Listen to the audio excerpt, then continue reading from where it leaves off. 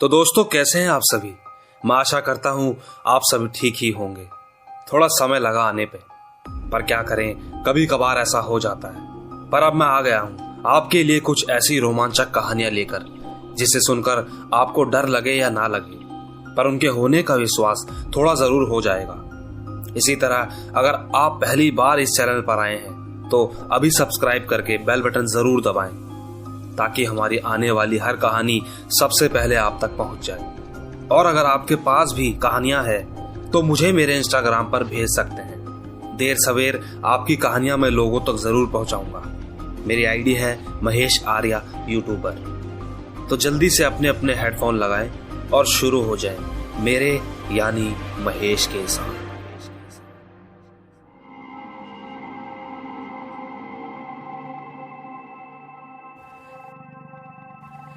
दोस्तों, मैं गांव का रहने वाला हूं और मेरे गांव में एक बड़ा सा जंगल है, पर हमें कोई भी उस जंगल में जाने नहीं देता, क्योंकि हमारे बगल में जो गांव है वहां अक्सर तांत्रिक ओझा आते रहते हैं और वो उस जंगल में जाकर बलि देते हैं। इसीलिए हमें उस जंगल में जाने नहीं देते। पर हम कहाँ मानने वाले थे, क्योंकि ये बात तो आप भी जानते हैं कि बच्चों को अक्सर जिस चीज के लिए मना करो, न जाने क्यों पर वो मानते ही नहीं। और बस यही हमने भी किया। हम 4 दोस्तों ने मिलकर प्लान बनाया कि हम सब रात को 2 बजे चुपचाप उस जंगल में जाएंगे और देखेंगे कि आखिर क्या है वहां पर। हम वैसे भी 4 लोग तो हैं ही। हम लोग ठीक 2 बजे अपने बैग में कुछ सामान रखकर ठीक जंगल के सामने खड़े हो गए। इसके बाद हमने अंदर की ओर कदम बढ़ाने शुरू किए। देखते ही देखते हम लोग काफी अंदर पहुंच गए थे। शुरुआत में तो हमें लगा कि ये सब आम जंगलों के जैसा ही तो है, पर जैसे जैसे हम अंदर की ओर बढ़ते रहे तो हमें एक बड़ी सी लकड़ी से बनी झोपड़ी दिखाई दी। पहले तो हमें लगा कि और आगे चलते हैं, पर फिर याद आया कि जब इस जंगल में कोई आता ही नहीं तो एक बार क्यों ना इसे देख लिया जाए। वैसे भी किसी को क्या पता चलेगा। हम जैसे ही उस झोपड़ी के अंदर गए तो नजारा कुछ और ही था। झोपड़ी अंदर से बेहद खूबसूरत थी, बस थोड़ी धूल जमी हुई थी। जगह जगह दीवार के कोनों पर मकड़ियों ने जाले बनाकर घर का कुछ हिस्सा अपना बना लिया था।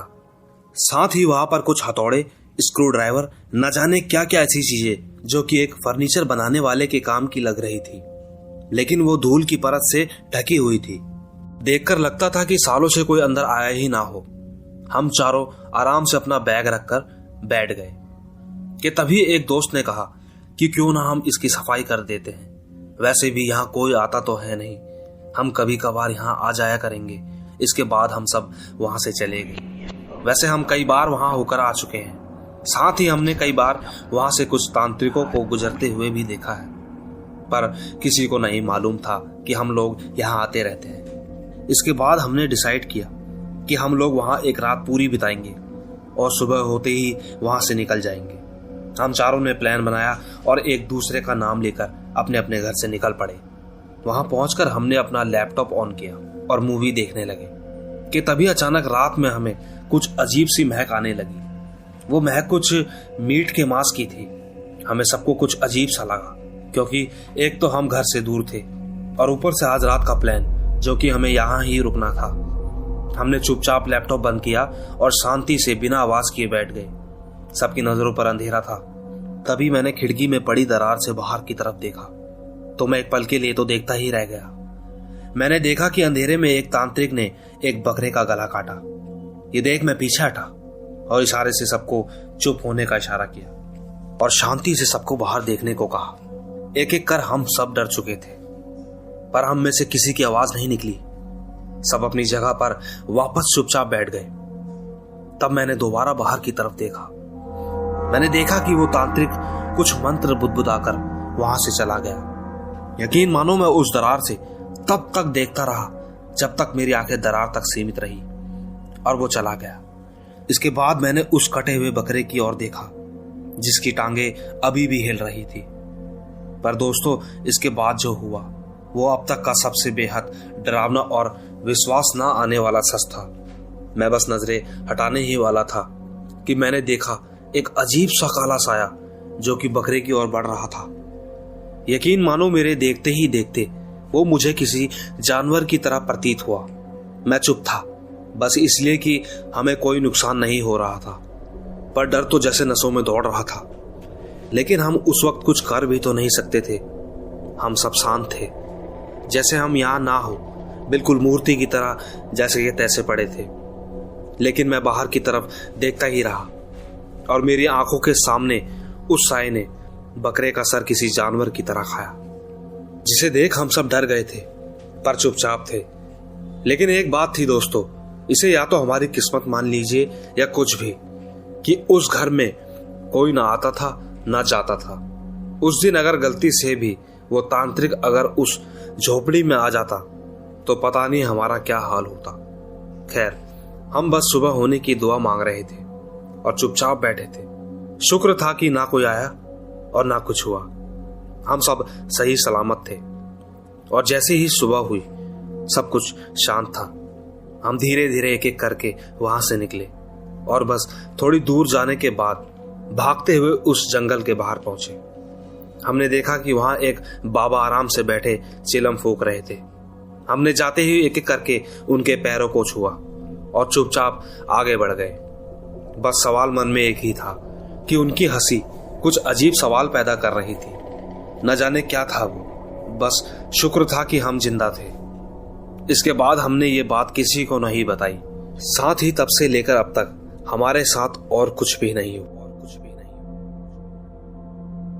तो दोस्तों आइए चलते हैं सोनाली घोष के पास, जो कि छत्तीसगढ़ की राजधानी रायपुर से है। दोस्तों उस वक्त मैं 10th क्लास में थी। हमारा स्कूल और हॉस्टल एक ही कैंपस में था।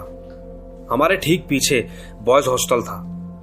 कई बार मैंने सुना था कि हमारा हॉस्टल एक शमशान के ऊपर बना था। साथ ही कैंपस की बाउंड्री पर हमने कई बार लोगों को जलाते हुए भी देखा था। 9th क्लास तक तो मेरे सारे फ्रेंड्स मेरे साथ रहे, पर जैसे ही मैंने स्कूल चेंज किया तो मैं 10th में एक लौती अकेली ही थी जो कि उस स्कूल में थी। वैसे हमारे हॉस्टल में हमारी शैतानियों के चक्कर में कोई वार्डन भी नहीं टिकती थी। अभी हाल ही में वार्डन हॉस्टल छोड़कर चली गई थी, तो दूसरी वार्डन आने में अभी टाइम था। हालांकि वार्डन का इन सब में कोई रोल नहीं था, बस मुझे लगा बताना ठीक है, सो बता दिया। साथ ही फर्स्ट सेमेस्टर के बाद सारे बच्चों को हॉलीडेज मिला, लेकिन हम 10th वालों को स्कूल जाना पड़ा क्योंकि हमारे प्री बोर्ड होने वाले थे। वैसे मैं आपको बता दूं कि मैं हॉस्टल के 3rd फ्लोर पर रहती थी। सीनियर थी तो मुझे वहां एक सिंगल रूम ही मिला था, पर दूसरी तरफ हमारे 2nd फ्लोर पर कोई रहता नहीं था। कारण यह था कि लोगों ने उस फ्लोर के बारे में कई सारी बातें फैला रखी थी। अगर मैं आपको बताऊं तो वो बातें कुछ इस प्रकार की थी। एक बार की बात थी, एक इंग्लिश टीचर उसी 2nd फ्लोर पर रहते थे। उनका एक बेटा भी था जो कभी भी रात को उठकर रोना शुरू कर देता था। बाद में उसने ठीक से खाना खाना भी बंद कर दिया था और बीमार रहने लगा। वो हर बार कहता था कि उसे कोई दिखाई देता है। इसके बाद उन्होंने वो हॉस्टल ही छोड़ दिया और कहीं और चले गए। ठीक उसके बाद एक केमिस्ट्री के टीचर आए। एक रात वो ठीक से सो नहीं पाए तो अगले दिन हमें डांटते हुए बोले कि तुम रात भर बगल वाले कमरे में बास्केटबॉल क्यों खेल रहे थे। मैं पूरी रात ठीक से सो नहीं पाया। इसके बाद जब हमने उस कमरे में जाकर देखा तो उसका दरवाजा तो लॉक था, वहां तो ताला लगा हुआ था। हाँ, एक बार मेरी जूनियर को भी वहां कुछ दिखा था, क्योंकि जब वो पानी लेने गई तो वहीं पर बेहोश हालत में मिली थी। बस इसी कारण की वजह से वहां कोई रहता नहीं था। खैर, बच्चों के हॉलीडेज थे तो हॉस्टल खाली खाली सा हो गया था। मैं उन दिनों खुद को बहुत अकेला महसूस करती थी। खाना खाने के लिए मुझे 2nd फ्लोर से होकर जाना पड़ता था। कई बार तो मुझे भी एहसास हुआ कि कोई मेरे साथ साथ सीढ़ियां उतरता है। मैं भागकर ही जल्दी से नीचे ऊपर जाती थी। जब डर बढ़ गया तो नेगेटिविटी भी मुझे अपनी ओर खींचने लगी। एक बार की बात है, जब मैं रात में सो रही थी तो मुझे ऐसा लगा जैसे बाहर बैल्कनी में कोई चल रहा है। कई बार तो वॉशरूम से चीजें गिरने की आवाजें भी आती। ऐसे ही एक बार की बात है, रात में सोते वक्त मुझे ऐसा लगा कि मेरे दरवाजे के पास कोई खड़ा है। मैंने तुरंत ही लाइट जलाई तो वहां कुछ भी नहीं था। डर के मारे मैंने लाइट ऑन ही रखी। इसके बाद ही मुझे नींद आई। पर हैरानी की बात तो ये थी कि जब मैं सुबह उठी तो लाइट बंद थी, साथ ही मेरा तकिया और मेरा टेडी बियर दोनों जमीन पर गिरे पड़े थे। अब मैं बहुत ज्यादा डरने लगी थी। स्कूल जाने के बाद मैंने ये बातें अपने दोस्तों को बताई तो उल्टा उन्होंने मुझे एक बात बताकर चौंका दिया। उन्होंने कहा कि पता चला है कि बॉयज हॉस्टल में एक लड़के को भी कुछ दिखा था, तो वो वॉशरूम में ही बेहोश हो गया। इसके बाद हमने हमारी हिंदी टीचर को सारी बात बताई तो उन्होंने कहा कि मैं एक पंडित भी हूं, तुम बच्चों को कुछ नहीं होगा। उन्होंने उसी रात से बच्चों के साथ सोने से पहले प्रेयर की, पर इसके बाद भी कोई फर्क नहीं पड़ा। उल्टा मेरा जीना और मुश्किल हो गया। और फिर वो सब मेरे साथ हुआ जिसने मुझे अंदर तक दहला दिया। एक रात पता नहीं पर क्यों मुझे नींद नहीं आ रही थी, तो मैं बाहर बैल्कनी में जाकर खड़ी होकर इधर उधर देखने लगी तो मेरी नजर बॉयज हॉस्टल की छत पर गई। तो मैंने वहां पर एक लड़की को देखा। वो रात में भी एक अजीब सी चमक लिए मुझे देख रही थी। मेरी नजरें उस पर टिकी रही, ना चाहते हुए भी मैं उसकी ओर ही देखती जा रही थी। मेरे देखते ही देखते वो हॉस्टल की छत से कूद गई। ये सब देख मेरे पसीने छूट गए। मैंने जोर जोर से चिल्लाकर वार्डन को बुलाया पर कोई नहीं आया। इसके बाद मैं वापस रूम में चली गई और इन सब के बारे में सोचने लगी तो मुझे एहसास हुआ कि मेरे बेड के नीचे से किसी के नाखूनों से खुरसने की आवाज आ रही है। मैं बहुत डर गई थी। मेरी हिम्मत नहीं हो रही थी कि मैं नीचे देखूं, बस कांप रही थी और ऊपर वाले का नाम ले रही थी। थोड़ी देर बाद जब खुरसने की आवाज बंद हुई तो बाहर वाले रूम से फुटबॉल खेलने की आवाज आना शुरू हो गई। वो रात मैंने कैसे काटी मैं ही जानती हूँ। अगले ही दिन मैंने सुबह सुबह माँ को कॉल करके सब कुछ बता दिया और वो उसी शाम मेरे पास चली आई। माँ ने टीचर से परमिशन ली और वो रात को मेरे साथ ही रुक गई। उन्होंने मुझे हमारे कुलदेव के मंदिर का एक ताबीज दिया। उस रात मुझे बड़ी अच्छी नींद आई और फिर अगले दिन माँ ने मुझे बताया कि मुझे पहली बार स्लीप पैरालिसिस हुआ था। दोस्तों, यहाँ मैं आपको एक बात बता दूं कि जिन लोगों को स्लीप पैरालिसिस के बारे में नहीं पता, उसका लिंक मैं डिस्क्रिप्शन में डाल दूंगा। आप वहां से उसके बारे में अच्छे से जान पाओगे। खैर, माँ ने उस रात क्या देखा या नहीं, पर मुझे बताया कि यह हॉस्टल सही नहीं है। इसके बाद माँ ने वहां से मेरा हॉस्टल छुड़वा दिया और जाते समय वहां के पुराने गार्ड से पूछा तो उसने बताया कि जहां लोगों को जलाया जाए तो यहाँ कुछ भी होना स्वाभाविक है। हम यहाँ रात भर ड्यूटी करते हैं तो हमें कभी कभार कई आवाजें सुनाई देती हैं तो कभी कुछ दिखाई भी देता है, पर हाँ, हमें यहाँ किसी को आज तक कोई नुकसान नहीं हुआ। वैसे मेरी माँ भी एक डॉक्टर है। उन्होंने भी कई लोगों को हॉस्पिटल में जीते मरते देखा है। कई बार उन्होंने भी बहुत कुछ एक्सपीरियंस किया है, तभी तो उन्हें मेरी बात पर विश्वास हुआ, जिसकी वजह से उन्होंने मुझे इस परेशानी से निकाला ताकि मैं अपनी आगे की पढ़ाई अच्छे से कर पाऊं। वैसे दोस्तों, आज मैं सेकंड ईयर में हूं, मेडिकल कॉलेज यूक्रेन में, और अब सब कुछ ठीक है। तो दोस्तों, ये थी सोनाली की आप बीती। आइए एक नजर शुभांगिनी महेश्वरी पर भी डालें। आइए चलते हैं। दोस्तों, मेरा नाम शुभांगिनी महेश्वरी है और मेरा जन्म राजस्थान में हुआ है। फिलहाल मैं मुंबई महाराष्ट्र में रह रही हूँ क्योंकि मैं यहाँ अपनी पोस्ट ग्रेजुएशन के साथ साथ जॉब भी करना चाहती थी। मेरी कहानी मुझे अच्छे से याद है। मैं जब उन दिनों को याद करती हूँ तो बहुत ज्यादा डर जाती हूँ। यह कहानी आज से 12 साल पहले की है, जब मैं 7वीं कक्षा में पढ़ती थी। दोस्तों, दरअसल हमारे यहाँ सहस्त्रा घाट रखते हैं जिसमें शिवजी भगवान को 100 घड़े चढ़ाए जाते हैं और ये फंक्शन बड़े लेवल पर किया जाता है, जिसमें सभी रिश्तेदारों को बुलाया जाता है पूजा के लिए। फंक्शन हमारे जयपुर के पास एक फेमस जगह में था जिसका नाम है गलता। वहां पर एक छोटा सा कुंड है जिसमें माना जाता है कि अगर कोई नहा ले तो वो पवित्र हो जाता है। वहां पर एक शिवजी का बड़ा सा मंदिर भी था और मंदिर के सामने एक बड़ा सा जंगल। हुआ यूं कि परिवार के बड़े लोगों ने फैसला किया कि वो दिन में 12 बजे कुंड में नहाने जाएंगे, तो हम सब बस में बैठकर वहां के लिए रवाना हो गए। बस में बड़े लोग ताश पत्ती खेलने में बिजी हो गए और हम सभी बच्चों ने डिसाइड किया कि हम वहां जाकर लुक्का छुपी खेलेंगे। हम कुल मिलाकर 5 बच्चे होंगे, जिसमें 2 लड़कियां और 3 लड़के थे। हमने वहां पहुंचकर अपना गेम शुरू कर दिया। साथ ही मैं आपको बताना चाहती हूँ, वहां पर एक पेड़ भी था जिसके नीचे एक कुआं था। और जब गेम शुरू हुआ तो बारी मेरी और मेरी चाची की लड़की पर आई। तो हम दोनों को मिलकर इन लोगों को ढूंढना था। गर्मियों के दिन थे तो प्यास भी बार बार लग रही थी। हम दोनों ने इधर उधर देखना शुरू किया। हमने बहुत देखा, तब जाकर वहां एक बूढ़ी औरत नजर आई जो कि वहां एक पेड़ के नीचे बैठी थी। हम भागकर उस बूढ़ी औरत के पास जा पहुंचे। वहां पहुंचकर हमने देखा कि उसके पास एक लालटेन भी थी और उसने अपना चेहरा घूंघट से ढक रखा था, लेकिन फिर भी मैं हल्का हल्का देख पा रही थी। उसका चेहरा आधा जला हुआ था, लेकिन मैंने सोचा कि शायद इनके साथ कोई हादसा हुआ होगा। और हाथ में लालटेन भी इसीलिए होगी क्योंकि वहां से गांव के लिए भी रास्ता जाता था, क्योंकि वो एक जंगल ही तो था। शायद ये बुढ़िया जंगल के उस पार वाले गांव में रहती होगी।